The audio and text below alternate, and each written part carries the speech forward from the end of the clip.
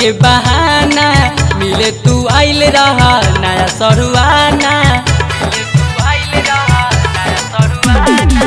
दीदी से चुपे चोरी के बहाना मिले तू आइल रहा नया सरुआना। कदे निघावा मता जाओ अरे ताजा हो कैसन डाल देनी बिजाए जीजा दर्द होला वही जाओ कैसन डाल देनी बिजाए जीजा दर्द होला वही जाओ।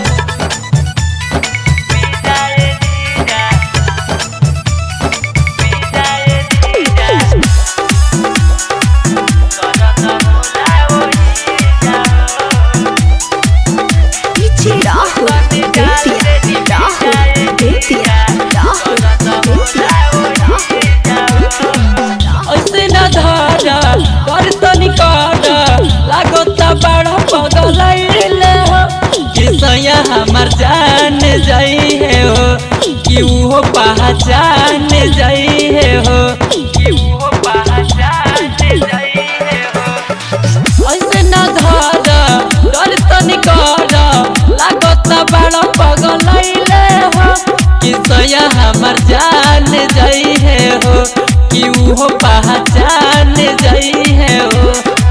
दोनों बजाई दिन बाजा हो और बाजा हो कैसन डाल देनी बिजाए जीजा दर्द होला वही जाहो कैसन डाल देनी बिजाए जीजा दर्द होला वही जाहो।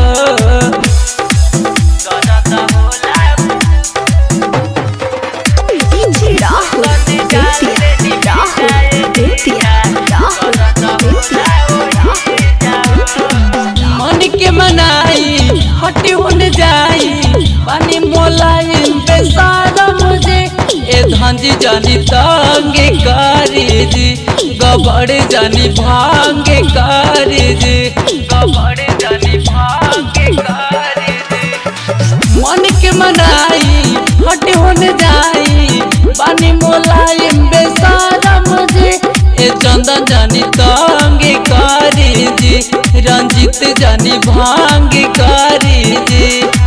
असी कुपेंद्र दिन साजाओ अरे साजाओ कैसन डाल देनी बिजाए जीजा दर्द होला वही जाओ कैसन डाल देनी बिजाए जीजा दर्द होला वही जाओ। दीदी से चुपे चोरी के बहाना मिले तू आइल रहा नया सरुआना।